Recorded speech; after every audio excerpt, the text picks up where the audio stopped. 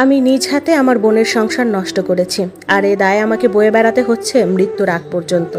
আমার দুইটা সন্তান, তাও পঙ্গু। মানুষে বলে এগুলো নাকি পাপের ফল। বোনের জামাইকে বিয়ে করার পর ভালো করে 5টা বছরও সংসার করতে পারিনি।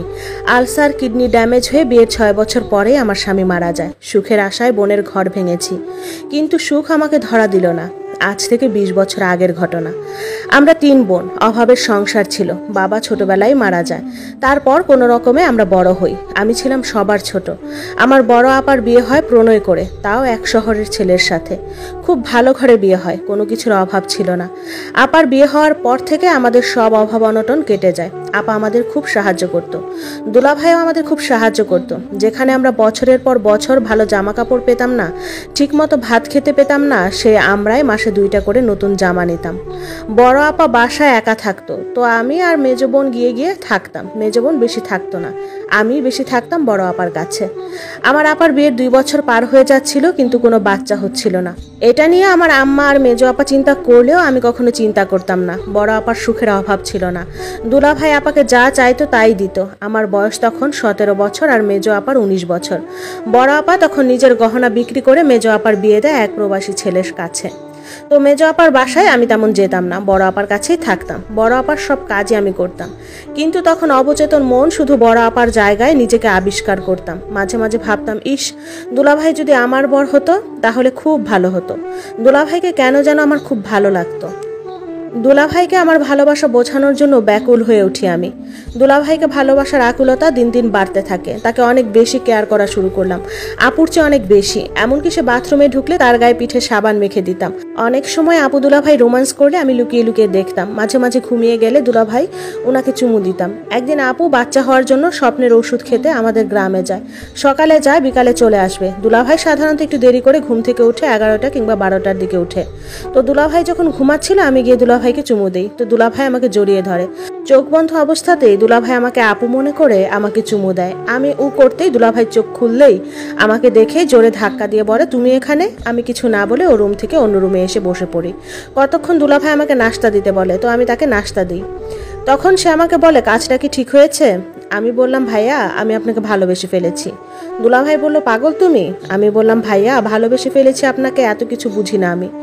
তোমার বোনে যদি ব্যাপারটা জানে কি হবে বলতে পারো তুমি? যা হওয়ার হোক, আমি কি করব বলুন? ভালোবেসে ফেলেছি তো। সত্যি কি তাই? আমার জন্য কি করতে পারবে?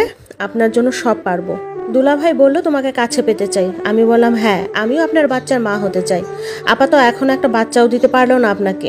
দুলাভাই বলল, তাহলে তুমি দাও। যেদিন তুমি আমাকে একটা বাচ্চা দিতে পারবে, আমি যদি শুনি তুমি গর্ভবতী, তাহলে সাথে সাথে তোমাকে বিয়ে করব আমি তখন বললাম, আপনাকে পাওয়ার জন্য সব করতে পারি আমি। দুলাভাই তখন আমাকে কাছে টেনে নিল। এ বলে সে আমাকে জড়িয়ে ধরলো, আমার ঠোঁট জোড়া তার মধ্যে আবদ্ধ করলো, আমাকে নিয়ে গেল অতল গভীর সমুদ্রে। আমি মনে মনে স্বপ্ন বুনেছিলাম এই সংসার আর কিছুদিন পর আমার হবে। আমার পরিবার যদি আমাকে বিয়ে দেয়ও না, কিন্তু দুলাভাইয়ের মতো এত বড় লোক ছেলের কাছে দিতে পারবে না। রাতে আপা আসলো। আপাকে জিজ্ঞেস করেছি, আপা ওষুধ খেয়েছো? আপা বলল, হ্যাঁ রে, খেয়েছি। দোয়া করিস আল্লাহ যেন আমাকে এবার একটা বাচ্চা দান করে। আমি মনে মনে বললাম, আল্লাহ যেন কখনো তোমাকে বাচ্চা দান না করে। কিন্তু সামনাসামনি বললাম, জি বোন, দোয়া তো সবসময় করি। আপা তখন জিজ্ঞাসা করলো, তো দুলাভাই কই গেছে? আমি বললাম, বাহিরে গেছে আপা। আপা বলল, খুব ক্লান্ত রে আমি আজকে, ভাত খেয়ে ঘুমাবো, কয়টা ভাত বেড়ে দে, তো দুলাভাই আসলে দরজা খুলে ভাত বেড়ে দিস। আমি বললাম, ঠিক আছে। আপাকে ভাত বেড়ে দিলাম। আপা ভাত খেয়ে ঘুমাতে গেল। রাত 10টার দিকে দুলাভাই আসলো। ভাইয়াকে বললাম ভাত দেই, তিনি বললেন হ্যাঁ দাও। আমি ভাত দিলাম। তিনি ভাত খাচ্ছেন আর আমি তার পাশে বসে আছি। তাকে বললাম, আমাকে কয়েক লোকমা খাইয়ে দিন। সে প্রথমে রাজি হলো না, কিন্তু তারপরেও দিল। আমি তাকে বললাম, আমাকে কিছু টাকা দিন, জামা কিনবো, জামা নেই। দুলাভাই বলল, তাহলে আজ রাতে দরজা খোলা রেখো।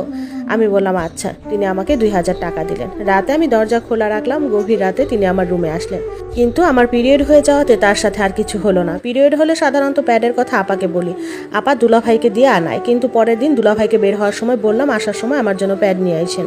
তিনি রাতে ঘরে ফেরার সময় 2 প্যাকেট প্যাড আনলেন। ইদানিং আপাকে দুলাভাইয়ের সাথে বেশি সময় কাটাতে দেই না। দুলাভাইয়ের পাশে গেলে আপাকে বিভিন্ন অজুহাতে বিজি রাখার চেষ্টা করি। দুলাভাইকে তো আপা না থাকলে নাম ধরে ডাকি, নিজে থেকে তাকে চুমু দেই। আসলে আমার হিতাহিত বোধটুকু পর্যন্ত চলে গিয়েছে। দুলাভাইকে বের হওয়ার সময় এটা ওটা আনতে বলি, আর তিনি নিয়েও আসেন, এমনকি টাকা পয়সাও দেয়। পিরিয়ড শেষ হয় আর তার সাথে প্রায়ই আমার শারীরিক সম্পর্ক হয় আপার অগোচরে। তার সাথে আপার প্রায় সময় খুঁটিনাটি বিষয় নিয়ে ঝগড়া বাঁধিয়ে দিই, যা আপা বিন্দুমাত্র বুঝতে পারে না কাজটা আমি করি। দুলাভাই যখন রাতে চুপি চুপি আমার কাছে আসে তখন দুলাভাইকে বলি, আপা তো সারাদিন কোনো কাজই করে না, সারাদিন শুয়ে থাকে আর আপনার পরিবারের নামে আমার কাছে বদনামি করে। যদিও এগুলো মিথ্যা কথা। প্রায় সময় দুলাভাইয়ের কান আপার নামে বিষিয়ে তুলি। আর দুলাভাই ইদানিং আমাতে খুব বিভোর হয়ে গিয়েছে, কিন্তু আমাকে বিয়ে করছে না। আমি কনসিভ করার চেষ্টাও করছি। একবার দুলাভাইয়ের সাথে আপার ঝগড়া হলে আপা রাগ করে আমার এক খালার বাসায় চলে যায়, আমাকে যেতে বলে। আমি অসুস্থতার অজুহাত দিয়ে যাই না। তখন আমার আর দুলাভাইয়ের সময়টা খুব ভালো কেটেছে।